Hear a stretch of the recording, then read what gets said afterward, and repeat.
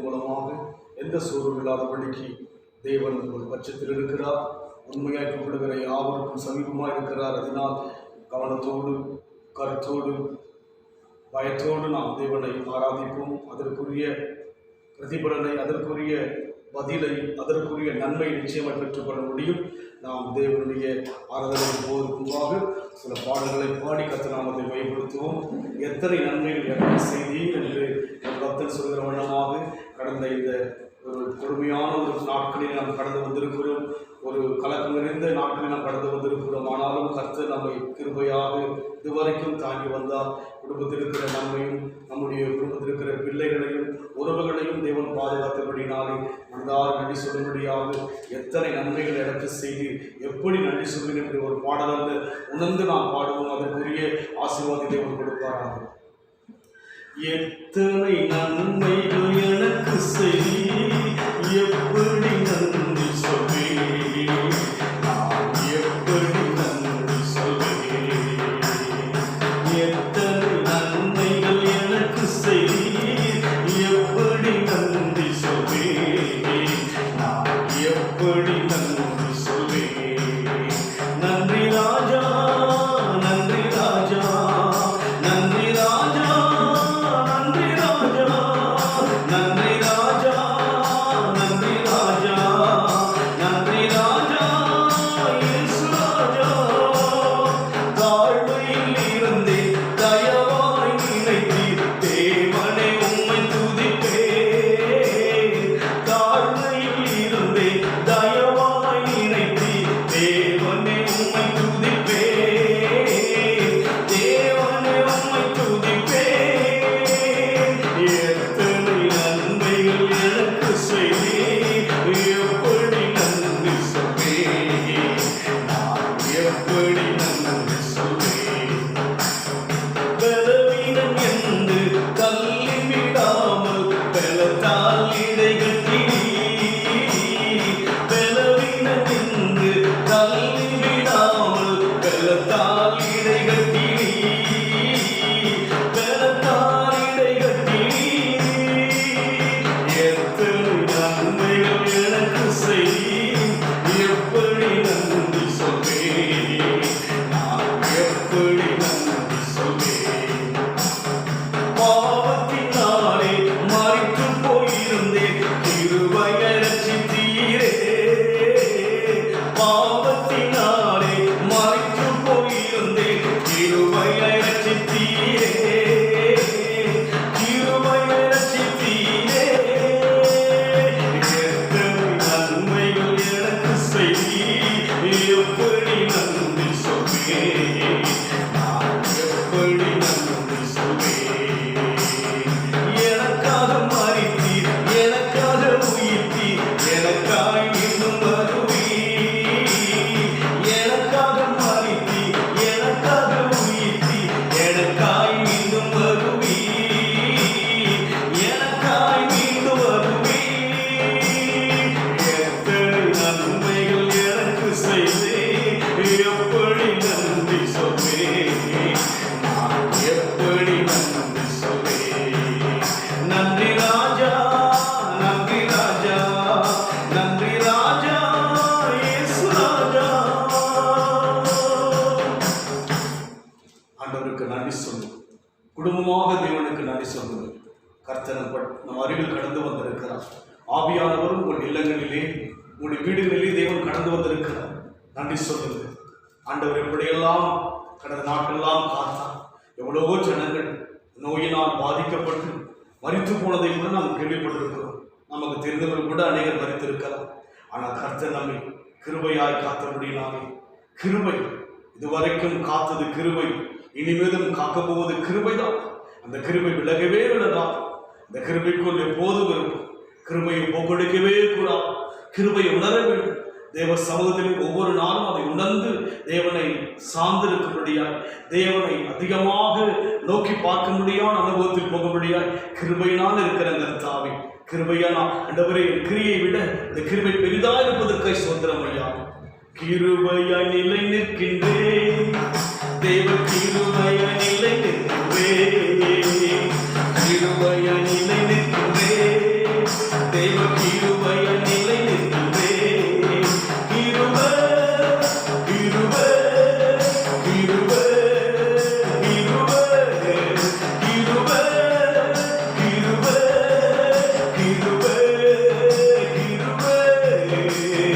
கிருபையை நிலை நிற்கின்றேன், தேவ கிருபையை நிலை நிற்கின்றேன். பெயர் சொல்லி அழைத்தது உங்கள் கிருபை, பெரியவனாக்கியது உங்கள் கிருபை. பெயர் சொல்லி அழைத்தது உங்கள் கிருபை, பெரியவனாக்கியது உங்கள் கிருபை. கிருபை கிருபை கிருபை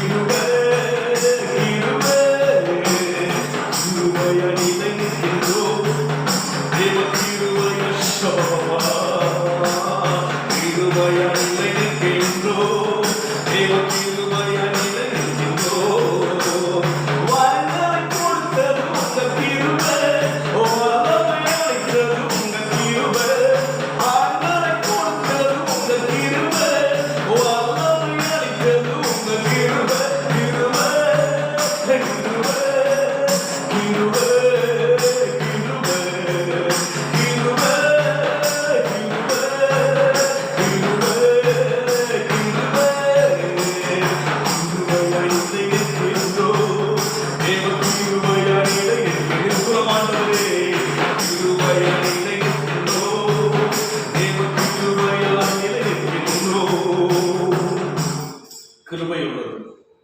நம் கிரிகள் குறைவுதான், தேவ கிருபை பெரிதாக இருந்தது. கிருபையினால் இருக்கிறோம் இன்றைக்கு.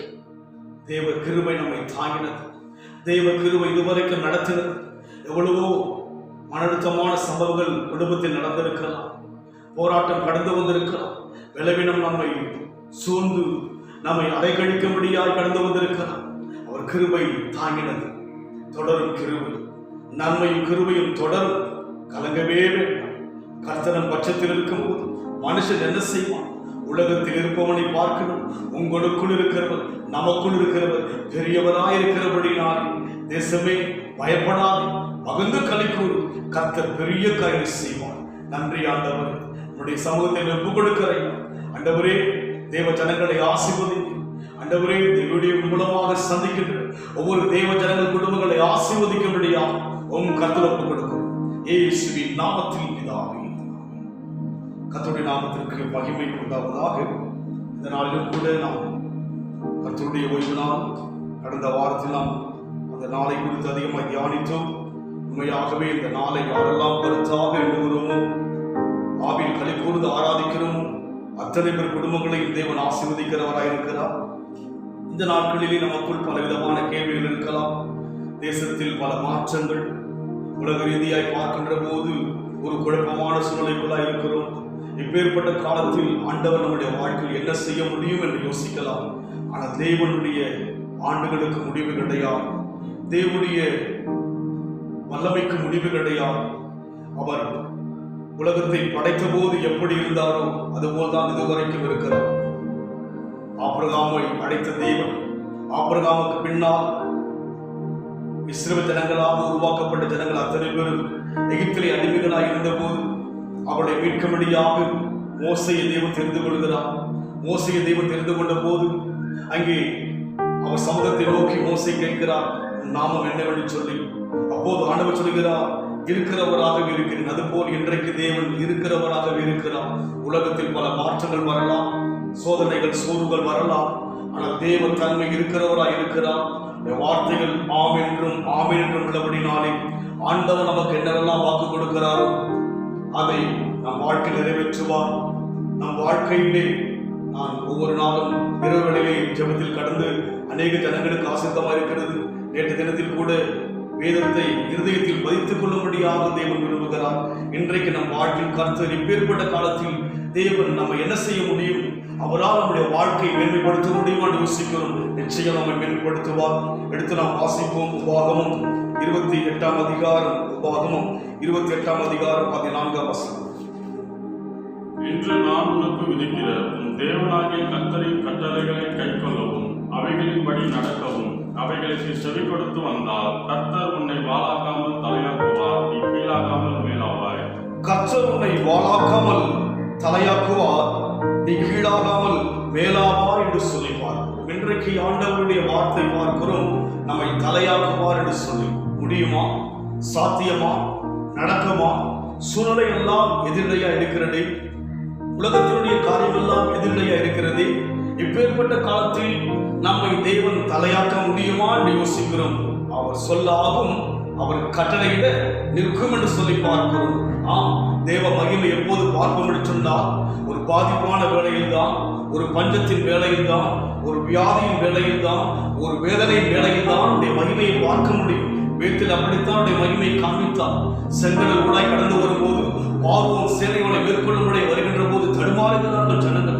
லட்சக்கணக்கான மக்கள் உள்ளம் தத்தளிக்கிறது. மோசையை பார்த்து முறுமுறுக்கிறார்கள். அப்பேற்பட்ட வேளையிலே தேவ மகிமை அவர்கள் வாழ்க்கையில் கடந்து வந்தது. அதுபோல இன்னைக்கு தடுமாற்றமான காலத்தில் வாழ்கிறோம் அல்லவா, குழப்பமான காலத்தில் வாழ்கிறோம் அல்லவா. இந்த நாட்களில் தான் தேவ மகிமை நாம் பார்க்க போகிறோம். விசுவாசித்தால் தேவனுடைய மகிமையை காண்பாய் என்று சொல்லி பார்க்கிறோம். அதனால் தேவ ஜனங்களை கர்த்தர் தலையாக்கும்படி அழைத்திருக்கிறார். தேவன் நம்மை உயர்த்த அழைத்திருக்கிறார். முடியுமா? முடியும். அவருடைய மகிமை எப்போது சொன்னால் 7 மடங்கு எரிகின்ற அக்கினியிலே அவருடைய மகிமை வெளிப்பட்டது. சிங்கக்கவியிலே அவருடைய மகிமை வெளிப்பட்டது. அதுபோல் இன்றைக்கு நம் வாழ்க்கையிலே இப்பேற்பட்ட குழப்பமான காலத்தில் தான் தேவ மகிமையை பார்க்க போகிறோம். அதனால் தேவ ஜனங்களாகி நம்மை கர்த்தர் உயர்த்த அழைத்திருக்கிறார். நம்மை கீழாக்கல்ல மேலாக்க என்று சொல்லி பார்க்கிறோம். நம்மை கர்த்தர் ஆல்வேஸ் பி டாப் என்று நாம் பார்க்கிறோம். தேவன் நம்மை தலையாக்க அழைத்திருக்கிறார். நெவர் ஆஃப் த பாட்டம் என்று சொல்லி பார்க்கிறோம். தேவன் நம்மை கீழாக்க அழைக்கவில்லை, கர்த்தர் நம்மை தலையாக்க அழைத்திருக்கிறார். அவர் விருப்பம் நம்மை கர்த்தர் உயர்த்தும்படியாக. அவருக்கு காலங்களுக்கு அப்பாற்பட்டவர். நம்முடைய பார்வையில் இந்த காலம் ஒரு குழப்பமான காலமாக இருக்கலாம், உலகமே ஒரு தடுமாற்றமாக இருக்கலாம். தேவன் அப்பேற்பட்டவர் அல்ல, அவர் இருக்கிறவராகவே இருக்கிறார். தேவ ஜனங்களை உயர்த்தும்படி விரும்புகிறபடினாலே நம்மை கர்த்தர் தலையாக்க அழைத்திருக்கிறார். தலையாக்குவதற்கு வேண்டிய அந்த அணுகுமுறை என்ன? எப்படி நம்மை தலையாக்குவார், எப்படி நம்மை மேலாக்குவார் என்று நாம் பார்க்கின்ற போது அதே வசதி வாசிப்போம் மறுபடியுமாக. இன்று நான் உனக்கு விதிக்கிற உன் தேவனாகிய கர்த்தரின் கட்டளைகளை கைக்கொள்ளவும் அவைகளின்படி நடக்கவும் என்று சொல்லி பார்க்கிறோம். தேவன் நம்மை தலையாக்க வேண்டும் என்று சொன்னால் ஒன்று கைக்கொள்ள வேண்டும், அவைகளின்படி நடக்க வேண்டும் என்று சொல்லி தேவன் விரும்புகிறார். நாம் அப்படி அந்த அனுபவத்தில் போகிறோமா? தேவ வசனத்தை கைக்கொள்ளும்படியாக, அது நடக்கும்படியாக நாம் பிரயாசப்படுகிறோமா? அப்படி நாம் பிரயாசப்படும் போது நாம் கீழாவதில்லை, மேலாகவும், நாம் வாழாவதில்லை, தலையாகும் என்று சொல்லி பார்க்கிறோம். இன்னும் சற்று அதை விளக்கிக் கொள்ள வேண்டும் என்று சொன்னால் நியாயாதிபதிகள் புத்தகம் 10ஆம் அதிகாரம், நியாயாதிபதிகள் 10ஆம் அதிகாரம் 18ஆம் வசனம். அப்பொழுது கீலேயாத்தின் ஜனங்களும் பிரபுக்களும் ஒருவரை ஒருவர் நோக்கி, ஆமோன் புத்திரர் மேல் முந்தி யுத்தம் பண்ண போகிற மனுஷன் யார்? அவன் கீலேயாத்தின் குடிகளுக்கெல்லாம் தலைவனாய். இங்கே பார்க்கிறோம், தலைவனாய் இருக்க வேண்டும் என்று சொன்னால் இங்கே தெளிவாக சொல்லப்படுகிறது. அப்போது கீலேயாத்தின் ஜனங்களாகிய ஜனங்களும் பிரபுக்களும் ஒருவரை ஒருவர் நோக்கி, அம்மோன் புத்திரர் மேல் முந்தி யுத்தம் பண்ண போகிற மனுஷன் யார்? அவனே கீலேயாத்தின் குடிகளுக்கெல்லாம் தலைவனாய் இருக்கிறான். யார்? முந்தி செல்லும்படியாக தேவனுடைய ஜனங்கள் வாழ்க்கையில் ஆண்டவருக்காக முதலிடம் கொடுக்க வேண்டும். அங்கு சொல்லுகிறார், கீலேயாத்தில் யார் தலைவனாக முடியும்? அந்த யுத்தத்தில் முன்பாக யார் செல்கிறானோ அவன் தான் கீலேயாத்துக்கு தலைவனாக இருப்பான். ஒன்று கீழ்ப்படிய வேண்டும், இரண்டாவது தேவனுக்கென்று முன்பு வர வேண்டும். ஆண்டவர் காரியமா முன்னெடுக்க வேண்டும் நம்முடைய வாழ்க்கையிலே. அங்க சொல்லப்படுகிறது, யார் அந்த யுத்தத்திற்கு முன் போகிறார்களோ, யுத்தம் பண்ண போகிறானோ, அவன் தான் எப்படி இருப்பான்?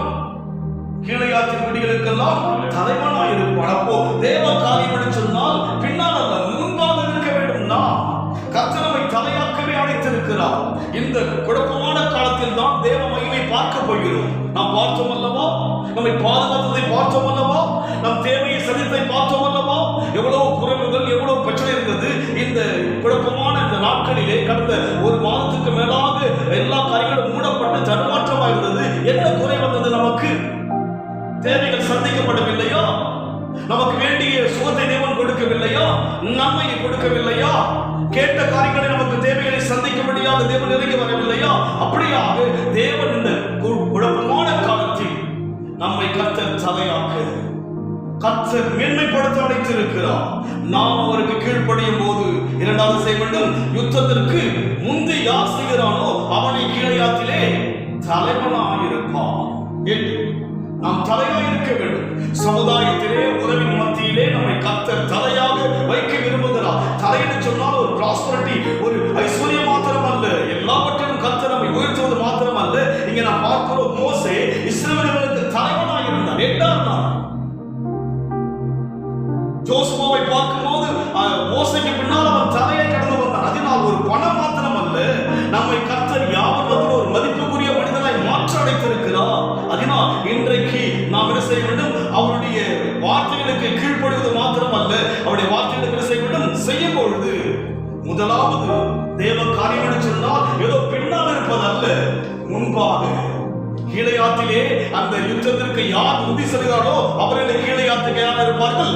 தலைவன், லீடர், ஒரு தலைவன். அப்படியானால் இன்றைக்கு இனி வரும் காலங்கள் எப்படி இருக்க வேண்டும்? ஆண்டவருடைய காரியம் என்று சொன்னால் முன்னிற்க வேண்டும், பின்தங்கி அல்ல, முன்னேறும்படியாக நாம் பிரயாசப்பட வேண்டும். தேவனுக்காக தேவ ஜனங்களை கர்த்தர் எதிர்பார்க்கிறார். யோசபாத்துடைய யுத்தம் நடக்கின்ற போது அங்கே யூதா முதலாவது போயிறான். காரணம் என்ன? துதி. யூதா என்று சொன்னால் பேசி துதி என்ற அர்த்தம். அதுபோல இன்றைக்கு நம்முடைய வாழ்க்கையில கர்த்தர் நம்மிடத்தில் எதிர்பார்ப்பது என்ன? முன்பு இருக்க வேண்டும். தேவ காரியங்களுக்கு யுத்த காலம் தான் இருக்கிறது, ஒரு குழப்பமான காலம் தான். முன்னோடியாக முன்னே இருக்க வேண்டும். தேவ சமூகத்தில் கீழையாத்திலே யார் ஒரு யுத்தத்துக்கு முன்பாக வருகிறானோ, முந்தி வருகிறானோ அவனை கீழையாத்துக்கு தலைவனாய் இருப்பான்.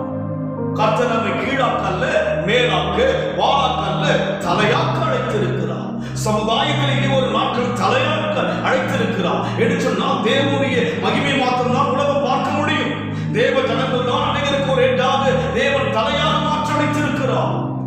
பண ரீதியை மாத்திரம் சொல்லவில்லை. நான் மோசே திக்குவாயும் மந்தனாவுள்ள வந்தான், 80 வயது முதிர்ந்தவன் தான். ஆனால் அவன் யாராயிருந்தான்? இஸ்ரவேலுக்கு தலையாக அவனை வழிநடத்தபடியான ஒரு பாத்திரமாய் இருந்தான். அவனுக்கு பின்னால் யோசுவாவை பார்க்கிறோம், அவன் தலையாய் இருந்தான். அதுபோல் இன்றைக்கு தேவ ஜனங்கள் வாழ்க்கையிலே கர்த்தர் நம்மை தலையாய் அழைத்திருக்கிறபடியினாலே நீங்கள் காலத்தை யோசிக்க வேண்டாம், நேரத்தை யோசிக்க வேண்டாம், சூழலை யோசிக்க வேண்டாம். அவர் காலத்துக்கு அப்பாற்பட்டவர், இயற்கைக்கு அப்பாற்பட்டவர், நேரத்துக்கு அப்பாற்பட்டவர், பெரிய தேவனவர், வானாதிமானம் கொள்ளாதவர் அவர். உங்களை தலையாக்க தான் தேவன் அழைத்திருக்கிறார். தேவனுடைய எண்ணமெல்லாம் இந்த நாட்களிலே நம்மை தலையாக்க முடியாது. இஸ்ரவேல் ஜனங்கள் அங்கே நாம் பார்க்கின்ற போது எகிப்திலே 400 வருஷங்களாக அடிமைகளாக இருக்கிறார்கள். அவர்கள் வேதனை மறைக்கப்பட்டவர்களாக இருந்தார்கள். யாருக்கு உலகத்துக்கு தெரியாதபடி இருந்தது. ஆனால் மோசே மூலமாய் அவர் வெளியே கொண்டு வரும்போது விட்டுவிட்டவர்கள் புறப்பட்டு வந்தபோது உலகமெல்லாம் பார்க்க ஆரம்பித்தது. இஸ்ரவேலுங்கிற ஒரு தேசம், இஸ்ரவேலுங்கிற ஒரு கூட்டம் இருப்பதை உலகம் பார்த்தது. ஆச்சரியப்பட்டார்கள். கடல் பிளப்பதை பார்த்தார்கள், யோர்தான் கடந்து போவதை பார்த்தார்கள், எரிகோ மேற்கொள்வதை பார்த்தார்கள், ராஜாக்கள் சஞ்சரிப்பதை பார்த்தார்கள். உலாத இடத்தில் அவர் கடந்து போய் ஆசீர்வதிக்க முடியாத ஒரு மகிமை உலகம் பார்த்தது. அதுபோல் இன்றைக்கு உலகம் தேவன் யார், தேவ ஜனங்கள் யார் என்பதை பார்க்க வேண்டிய ஒரு காலமாக இருக்கிறபடினாலே இந்த காலத்திலே கர்த்தர் நம்மை அநேகர் குறைத்து ஒரு தலையாக,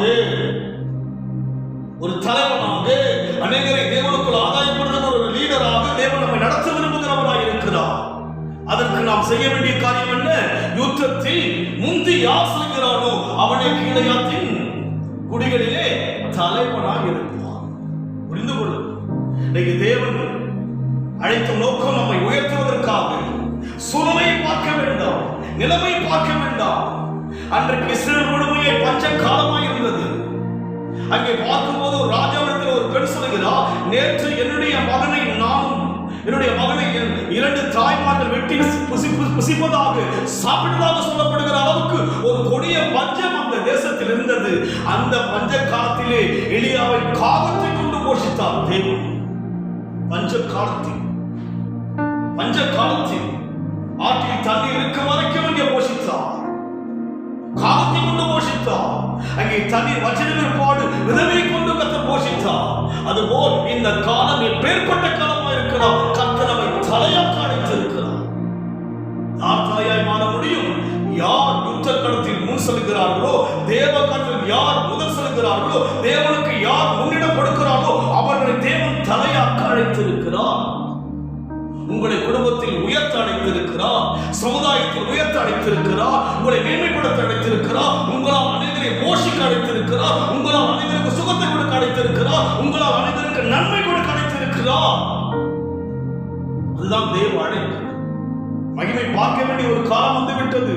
ஒரு கூட்ட மக்களை தேவன் சந்திக்க வேண்டிய நேரம் வந்துவிட்டது. தேவ வருகை தாமதமாக காரணம் என்ன? யாவரும் மனம் தரும்படியாக தேவன் விரும்புகிறார். முந்தி செல்ல வேண்டும். தேவ காரியமா யுத்தம் வந்தால் இருக்கும், கடினமாக இருக்கும். தேவ காரியம் செய்வது சுலபமானது கிடையாது. சிந்தையை பிசாசை கெடுத்து விடுவார். தேவ சித்தம் செய்யாதபடிக்கு அநேக தடைகள் வரலாம், வேதனைகள் வரலாம், விரக்திகள் வரலாம், பலவீனம் வரலாம். இவைகளை மேற்கொண்டு செல்ல வேண்டும்.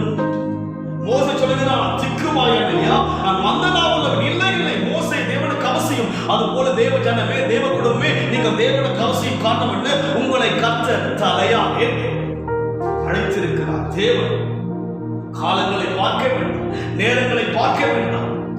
சோபனிதான் பார்க்கிறோம், அவன் காற்றை பார்த்து கொண்டிருப்பான் அல்ல.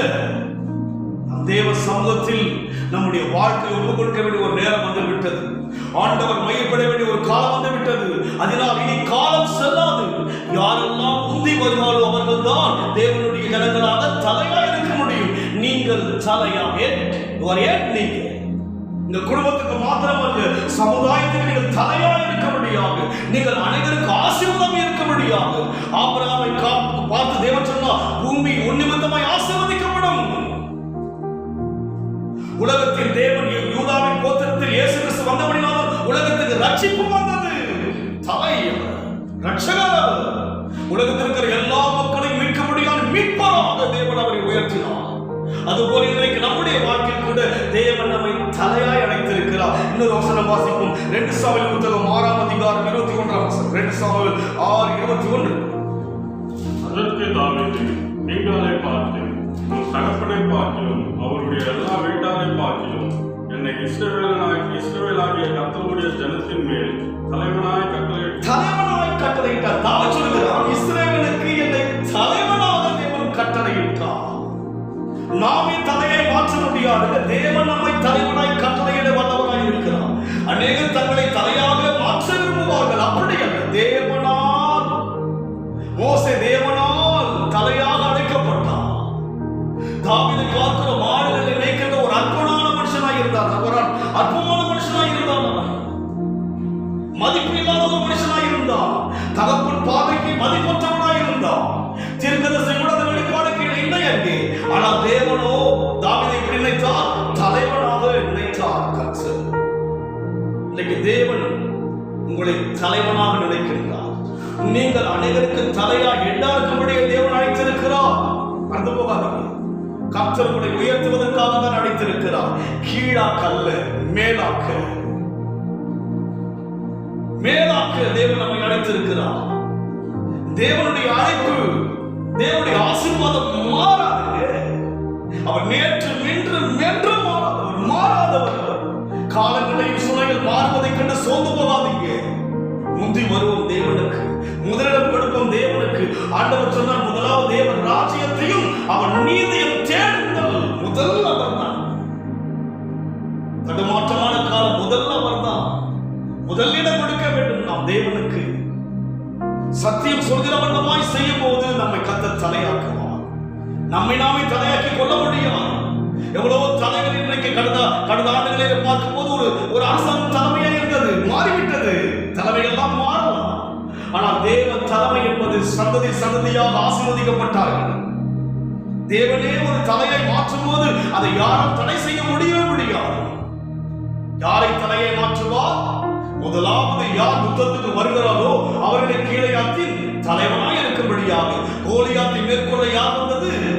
சவுல் வரவில்லையே, போர் சேவர்கள் வரவில்லையே, யுத்தத்தில் வல்லவர்கள் யாரும் வரவில்லையே.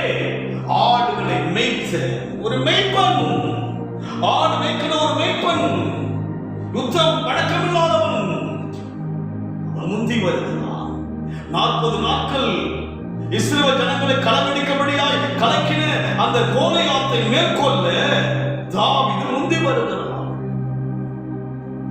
இன்றைக்கு நீங்களும் நானும் என்ன முடிவெடுக்கிறோம்? தேவனுடைய காரியங்களுக்கு முந்தி செல்ல, தேவனுக்கு முன் இடம் கொடுக்க, தேவராயத்துக்கு முதலில் கொடுக்கபடியான எண்ணம் நமக்குள் இருக்கும் என்று சொன்னால் கர்த்தர் நம்மை தலையாக்குவார். நீங்கள் கீழாவது இல்லை, மேலாவது. நாளுக்கு நாள் தாவீது விருத்தி அடைந்தான். நாளுக்கு நாள் தாவீது வாழ்க்கை விருத்தி அடைந்தது. காரணம் என்ன? அவன் கோலியாத்தை மேற்கொள்ள முந்தி வந்தான். சொந்த சகோதரர்கள் தான் என்னமாய் பேசுகிறார்கள். ராயத்தை ஆளுகிற ராஜாதான் முன் வரவில்லை. இஸ்ரவேலிலே சவுல் யாராய் இருக்கிறார்? எல்லா யூதர்களை பார்க்க உயரமான ஒரு மனுஷன் தான், தேவனால் அழைக்கப்பட்ட மனுஷன் தான். அழைத்த போதிலும் கூட அவன் என்ன செய்யவில்லை? முந்தி வரவில்லை. கீழையாத்திலே எத்ரா என்கிற ஒரு மனுஷன் முந்தி வந்தான்.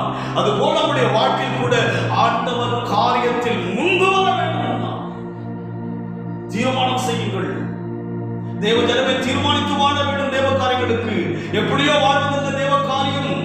இதுதான் விதி, இதுதான் கட்டளை, இதுதான் கற்பனை. இதன் வழியை நடக்க வேண்டும். இதை மீறி அவர் சமூகத்தில் தலையை மாற முடியாது. நானாய் தலையாய் மாறலாம் கொஞ்ச காலம். என்னுடைய ஞானம், என் திறமை, என்னுடைய படிப்பு, அந்த சிரசையும் கொஞ்ச நாட்கள் என்னை தலையை மாற்றும். ஆனால் அது நிரந்தரமான தலை அல்ல, நிரந்தரமான ஒரு தலைமை அல்ல, நிரந்தரமான ஒரு உயர்வு அல்ல. தேவன் ஒருவர் தலையாய் மாற்றினார், அதை யாரும் தடை செய்ய முடியாது. மோசேயை கர்த்தர் தலைமையாய் தெரிந்து கொண்டார், தாவீதை கர்த்தர் தலையாய் தெரிந்து கொண்டார்.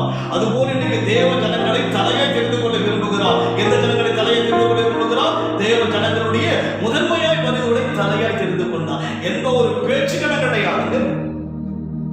சூழ்நிலையை சுட்டி காண்பிப்பதற்கு தேவ சமூகத்தில் கிடையாது. எல்லா சூழ்நிலையும் அறிந்தவர் அவர். என் சொல் பிறந்த முன்பாக எல்லாவற்றையும் அறிந்தவர் அவர். யுத்தம் அந்த கீழையாத் என்கிற அந்த இடத்தில் இருக்கிற எத்தாவுடைய சரித்திரத்தை படித்து பாருங்கள். அவன் அவமானப்படுகின்ற ஒரு சின்னமாய் இருக்கிறான்.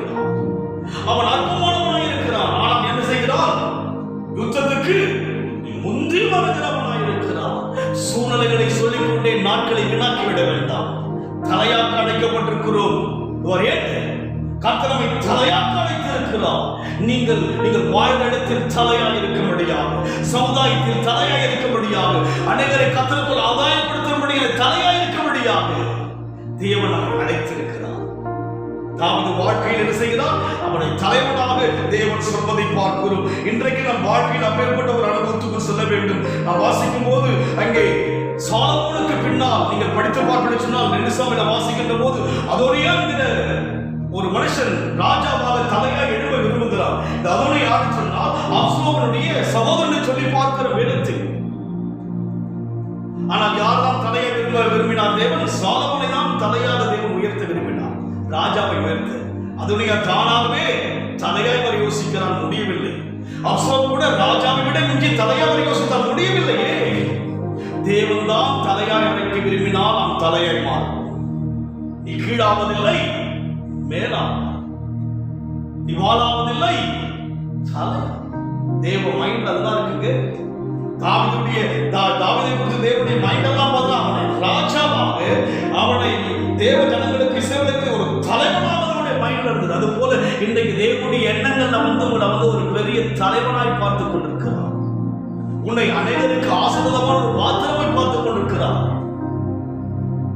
ரூத்துடைய வாழ்க்கையை பார்க்கும் போது அவள் ஒரு சாதாரணமானவளாய் இருந்தார். அங்கே போவாஸ் இடத்திலே பார்க்கிறோம், கதிர்களை பொறுக்க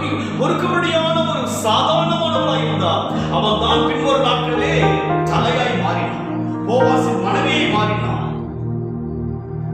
அந்த சந்ததிதான் இயேசு கிறிஸ்து பிறப்பதை பார்க்கிறோம். அதனால் நீங்கள் சமுதாயத்தில் தலையாக உயர்த்த அடைத்திருக்கிறார்.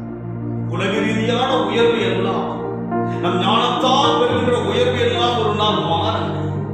உயர்வும் தாழ்வும் மாறி மாறி வரும்.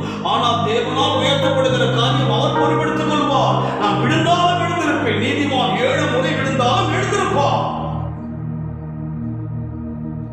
தேவ சித்தத்துக்கு ஒப்புக் கொடுக்க வேண்டும். கர்த்தர் நம்மை தலையாக்க அழைத்திருக்கிறார். தேவன் நம்மை உயர்த்த அழைத்திருக்கிறார். தொடர்ந்து நாம் வாசிப்போம். எஸ்தரின் புத்தகம் 10ஆம் அதிகாரம் 3 வாசிப்போம்.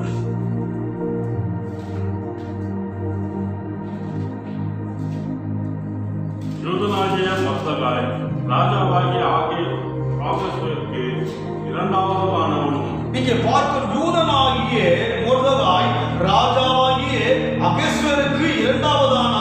பாருங்க, ராஜாவுக்கு அடுத்த ஸ்டேஜ் யார் வருது? மொர்தெகாய் வருவதை பார்க்க யார் வருகிறது? மொர்தெகாய். இந்த புத்தகத்தை படிச்சு பார்த்தா நீங்க அவனை ஒரு அற்புதமாக எண்ணினார். அந்த அரண்மனை வாசலிலே இருக்கிற ஒரு மனுஷனாய் இருந்தான். அவன் யாருக்கு அடுத்தவனாய் மாறினான்? அகேஸ்வர ராஜாவுக்கு அடுத்தவனாய் மாறினான். அகேஸ்வர ராஜா தெரியுங்களா? இந்த தேசம் முதல் எத்தியோப்பியா தேசம் வரைக்கும் 122 நாடுகளுக்கு ராஜா. அந்த ராஜாவுக்கு அடுத்தவனாக தலையாய் கர்த்தர் மொர்தெகாயை உயர்த்தினார். இதெல்லாம் படிச்சு பார்த்தீங்கன்னா தெரியும். மொர்தெகாய் உயர்வதற்கு காரணம் என்ன? தாவீது உயர்வதற்கு காரணம் என்ன? எப்தா உயர்வதற்கு காரணம் என்ன? யோசேப்பு உயர்வதற்கு காரணம் என்ன? மோசே உயர்வதற்கு காரணம் என்ன? யாக்கோபு உயர்வதற்கு காரணம் என்ன? காரணம் இருக்கிறதே. எப்படி உயர்ந்தார்கள்?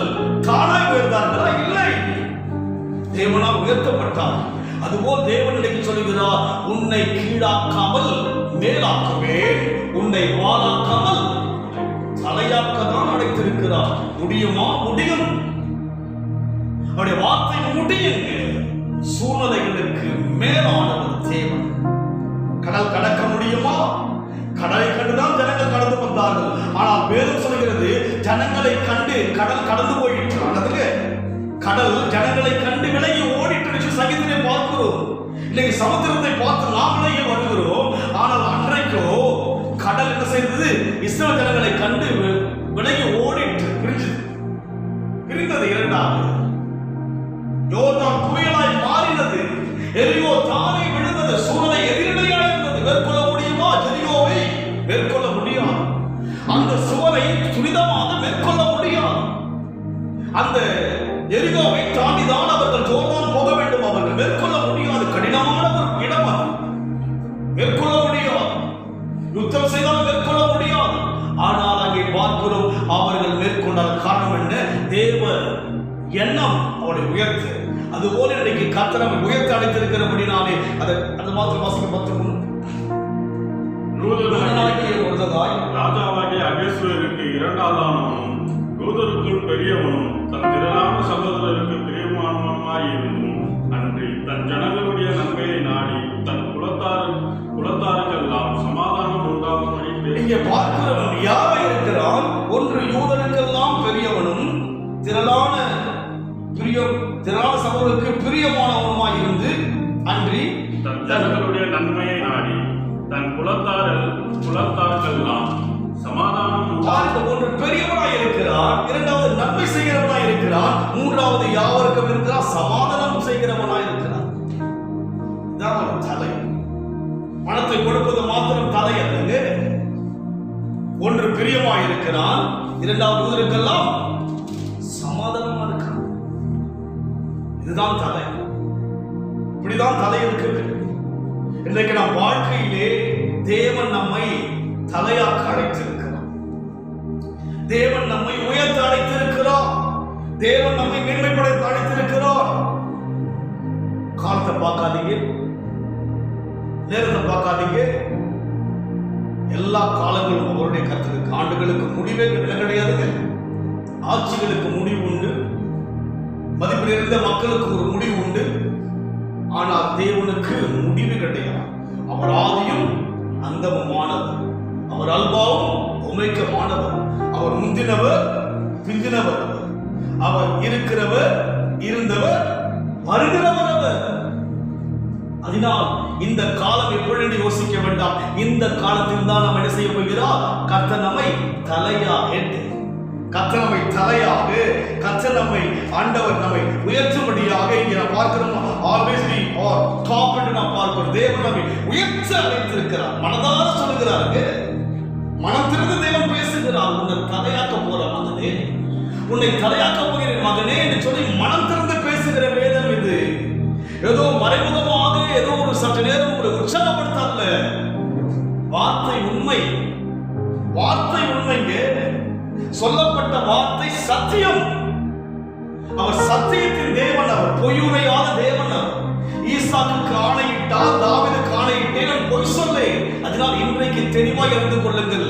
இந்த வருகின்ற 6 மாதங்களிலே கர்த்தர் நம்மை தலையாக்க அழைத்திருக்கிறார். தலையாவதற்குரிய வழி என்ன? முந்தி இருக்க வேண்டும். அவன் சொல்லுங்க பார்க்கலாம். எங்க இருக்கணுங்க? தலையாகணும். நீங்க மேலாகணும் சொன்னா நம்ம ஆண்டவருடைய காதுல முன்னாடி இருக்கணும். புரிஞ்சுதுங்களா? எப்தா நீங்க அந்த அதிகாரம் படிச்சு பார்த்தீங்கன்னா, நியாயாதிபதிகள் 10ஆம் அதிகாரம் 18 படித்து பார்க்கும் போது அங்கே அந்த அதிகாரத்துல வந்து அந்த எப்தாங்கிற மனுஷன் யார்? ஒரு சாதாரணமான, அவன் போருக்கு யுத்தத்துக்கு போய்விட்டு வரும்போது அவன் செய்கிற செயல்களெல்லாம் படிச்சு பார்த்தா, அவன் அங்கே யுத்தம் போது முன்பாக அவன் ஒரு பொருத்தனை செய்கிறான். ஆண்டவரே, நான் யுத்தத்தில் ஜெயித்தால் எனக்கு முன்பாக வருகிற பொருளை நமக்கு கொடுத்து விடும்படியாக ஒரு பொருத்தனை செய்கிறான். யுத்தத்தில் செல்கிறான், யுத்தத்தை முடித்து வருகிறான். முதல் பார்க்கிறான், ஒரே மகளை பார்க்கிறான். எப்தா ஜெயித்து விட்டு என்ன செய்கிறான்? முதலாவது வந்தான், பொருத்தனை செய்கிறான். அந்த பொருத்தனைக்கு பின்னால் அங்கே வாசித்து பார்க்கும்போது நியாயாதிபதிகள் 11ஆம் அதிகாரம்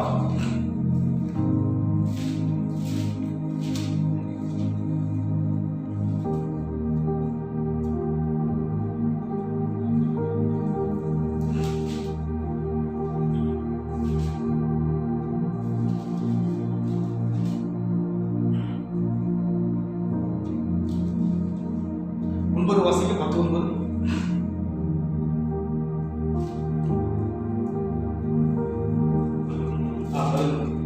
அதற்கு எப்தா, ஆமோன் புத்திரரோடு யுத்தம் பண்ண நீங்கள் என்னை திரும்ப அழைத்து போன பின்பு கர்த்தர் அவர்களை என் முன்னிலையிலே ஒப்புக் கொடுத்தார். என்னை உங்களுக்கு தலைவனாய் வைப்பீர்களா என்று கிலியாதின் மூப்பரை கேட்டான். கிலியாதின் மூப்பர் எப்தாவை பார்த்து, நாங்கள் உன் வார்த்தையின்படியே செய்யவிட்டால் கர்த்தர் நமக்கு நடுநின்று கேட்பாராக. அவன் கேட்கிறான், தலையை வைப்பீங்களா? என்னன்னா அவன் வந்து ஒரு அசட்டை பண்ணப்பட்ட மனுஷனா இருக்கிறான் கிலியாதிலே. ஆனால் அவன் என்ன செய்கிறான்? தலையா வைக்கும்படியாக சொல்லுகிறான். அப்படி கடந்து போகும்போது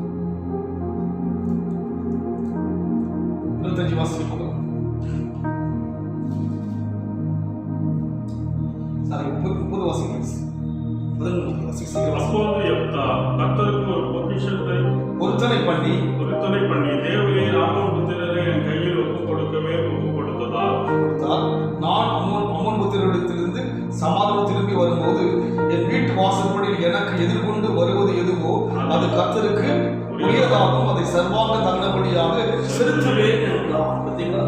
ஒரு பொருத்தனை செய்கிறான்.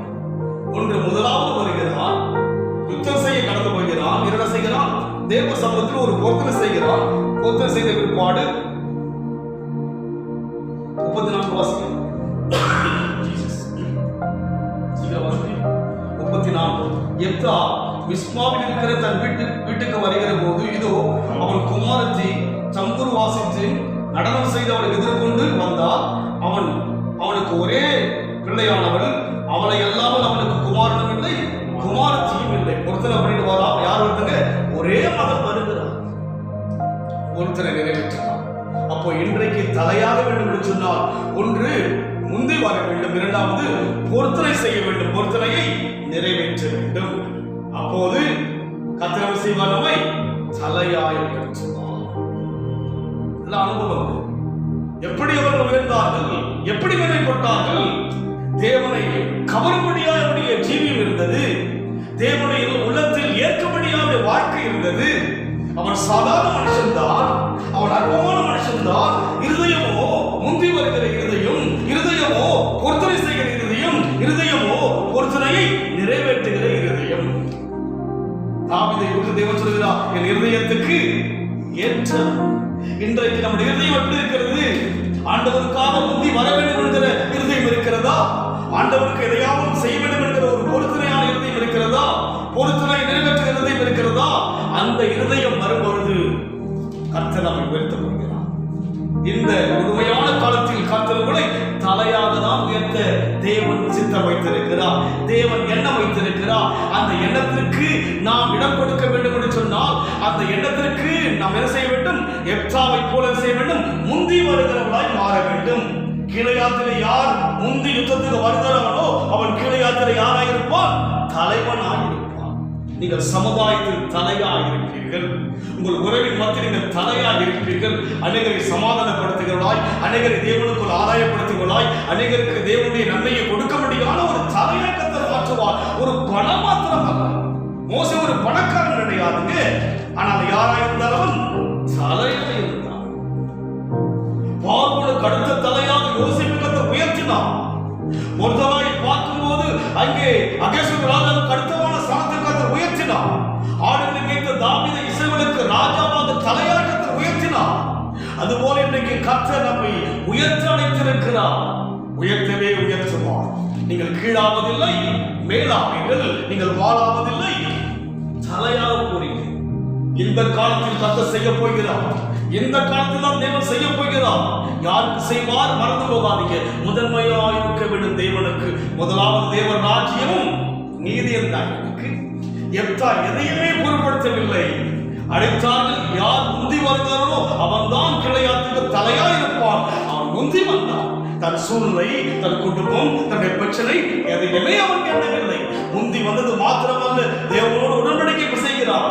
நான் சமாதானத்தோடு திரும்பி வரும்போது எனக்கு உருவாக வீட்டில் எது இருக்கிறதோ அதை கொடுப்பேன் சொல்லி அவன் பொருத்தனையோடு வருகிறான். அவன் வந்து பார்க்கும்போது யாரும் இருந்தது? ஒரே மகள் இருக்கிறார், வேறு யாரும் இல்லை. அந்த மகளை பலி செலுத்துகிறான். ஆபிரகாம் எப்படியோ எப்தாவை குறித்து சின்ன அதிகாரம் தான். எப்தாவுடைய வாழ்க்கை பாருங்கள். இன்றைக்கு நீங்கள் சாதாரண தான், ஆனால் உங்கள் வாழ்க்கை தேவனுக்கு பிரியமாயிருந்து விட்டால் போதும் தலையாக்கி விடுவார். தேவ பார்வைக்கு பெரியவர்கள் சிறியவர் அல்ல, யாவரையும் தேவன் ஒரே விதமாய் பார்க்கிறார். அவரிடத்துல யாதொரு மாறுதலோ யாதொரு வேற்றுமை கிடையாதுங்க. இயேசு கிறிஸ்து வாழ்ந்த நாட்டிலே ஒரு விதவையினுடைய காணிக்கையை பார்க்கிறார். அற்பமானதை தேவன் பார்க்கிறார், பத்திமையை தேவன் பார்க்கிறார். நான் அதிகமாக ஜெபித்துக் கொண்டிருக்கும் போது தேவ சமூகத்தில் நான் ஒரு பத்திமை ஆண்டவர் என்னை பாரும் என்று அதிகமாக ஜெபிக்கும் போது சொல்வேன். தேவ சமூகத்தில் ஆண்டவரே நான் ஒரு பத்திமை. நான் காரணம் என்ன? பத்திமையோ தேவனை கவர்ந்தெடுத்தார். போன இயேசு கிறிஸ்து நின்று விட்டாரே பத்திமையை கண்டு. அது போல இன்றைக்கு நீங்கள் சமுதாயத்தில் அற்பமாய் இருக்கலாம், ஆனால் தேவ பாவியின் தலையாய் மாறும்போது நீங்கள் சமுதாயத்தின் தலையாய் உயர்த்துவார்கள். எப்தா ஒரே அதிகாரம் தான். அந்த பெயர் நாம் அதிகமாய் கேள்விப்பட்டிருக்க முடியாது வேதத்தில். ஆனால் அந்த எப்தாவை குறித்து பார்க்கும்போது அவன் முந்தி வருகிறவனாய் இருந்தான். இரண்டாவது தேவனோடு கூட உடன்படிக்கை செய்கிற ஒரு பொருத்தனை செய்கிற ஒரு மனுஷனாய் இருந்தான். மூன்றாவது பொருத்தனை நிறைவேற்றினானே. பிரபலமானவன் அல்ல அவன், பெயர் பெற்றவன் அல்ல அவன், பிரசித்தி பெற்றவன் அல்ல அவன். இன்றைக்கு இந்த பிரபலமாய் இல்லாவிட்டாலும் பரவாயில்லை, உங்கள் பெயர் யாருக்கு தெரியாவிட்டாலும் பரவாயில்லை. ஆனால் நீங்கள் அநேகருக்கு நன்மை செய்கிறதாக, அநேகரை சமாதானத்துக்கு கொண்டு வரும்படியாக, அநேகரை கர்த்தருக்கு ஆதாயப்படுத்துகிற ஒரு சாதாரணமாக இருந்தால் கூட பரவாயில்லை. கர்த்தர்களை தலையாக அழைத்திருக்கிறார். கர்த்தர்களை மேம்படுத்த அழைத்திருக்கிறார். காலத்தை பார்க்காதீங்க, முந்தி வாங்க தேவனுக்கு முடிவெடுங்க. இனி நான் தேவனுக்கு முதலிடம் கொடுப்பேன். முந்தி இருப்பேனா? நான் துதிக்க வருவேன் தேவனை, நான் பாட வருவேன் தேவனை, நான் ஆராதிக்க வருவேன் தேவனை, நான் ஜெபிக்க வருவேன் தேவனை. முந்தி வாங்க. அப்போது உங்களை அநேகருக்கு தலையாய் கர்த்தர் மாற்றுவார். நம் கண்களை மூடி கர்த்தரை நோக்கி பார்ப்போமா? நல்ல தேவனையா, நல்ல நாள், மனமகிழ்ச்சி நாள், உயிர் தெழுந்த நாள், உன்னதமான நாள், ஓய்வு நாள் ஐயா. ஆண்டவரே, நாங்கள் வீடுகள் இருந்தாலும் கூட எங்களை தேடி இயேசு வருகிறேன். உமக்கு நன்றி கர்த்தாவே. எங்களை நாடி வந்திருக்கிறீர் ஐயா. எதற்கு? எங்களை தலையாக்க, இந்த கொடுமையான காலத்தில் எங்களை உயர்த்த, எங்களை மேன்மைப்படுத்த, எங்கள் பெயரை பெருமைப்படுத்த நீர் எங்கள் வாசலை தேடி வந்திருக்கிறீர். இந்த வாசல் படித்து கதவை தட்டுகிறேன். ஒருவன் சத்தத்தை கேட்டு கதவை திறந்தால் நான் அவனுக்குள் பிரவேசிப்பேன் என்று சொன்னீரல்லவா ராஜா. எங்களுக்குள் பிரவேசிப்பதற்காய் நன்றி கர்த்தாவே.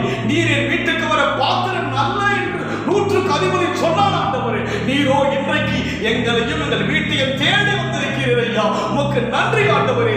என்னை உயர்த்த வந்திருக்கிறீங்க, என்னை மேம்படுத்த வந்திருக்கிறீங்க, எங்களை தலையாக்க வந்திருக்கிறீங்க ராஜா. ஆம் ஆண்டவரே, ஆம் ஆண்டவரே, துதிக்கிற கர்த்தாவே. நான் என்று ஆண்டவரே, நான் தலையாய் கர்த்தர் மாற்ற அழைத்திருக்கிறேன் ஐயா. நன்றி கர்த்தாவே, நன்றி. நான் டாப் ஆண்டவரே, நான் பாட்டம் கிடையாது ஐயா. என்னை கர்த்தர் மேன்மைப்படுத்த அழைத்திருக்கிறேன். உமக்கு நன்றி கர்த்தாவே. என் வீட்டை தேடி வந்த தேவனே உமக்கு நன்றி ஐயா. என்னை பார்க்க வந்த ஆவியானவரே உமக்கு நன்றி கர்த்தாவே. ஆசீர்வதிங்க என்று சொல்லுவோம். நன்றி ஆண்டவரே, நன்றி கர்த்தாவே.